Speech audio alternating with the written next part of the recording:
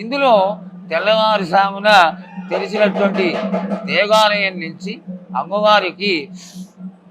బోనాలు సమర్పించడం, వ్యాధులు రాకుండా శాఖలు సమర్పించడం, చీరలు సమర్పించడం, పసుపు కుంకుమలు సమర్పించడం, చీరలు కట్టడం, బహుమతులు కట్టడం చేసేటువంటి ఒక క్రియ ముత్తైదువుల చేతితో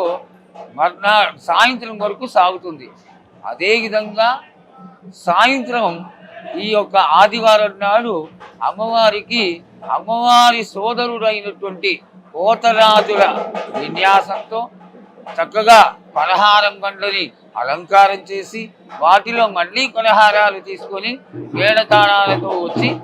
అమ్మవారికి సమర్పించడం, అక్క చెల్లెళ్ళని తమ్ముడుగా వచ్చి తమ్ముడు ఈ యొక్క పలహారాల్ని అమ్మవారికి కానుకగా ఇవ్వడం, ఇట్లాంటి కార్యక్రమం జరుగుతుంది. మర్నాడు పొద్దున భవిష్యవాణిలో అమ్మవారు తన యొక్క ఆశీర్వాదాన్ని తెలియజేస్తూ తనకి జరిగినటువంటి పూజలు పునస్కారాలు వచ్చినటువంటి భక్తులు ఏ విధంగా తనని సేవించారు, ఏ విధంగా తాను సంతోషపడింది అని జరగబోయేటువంటి భవిష్యత్తులో వానలు ఎలా పడతాయి,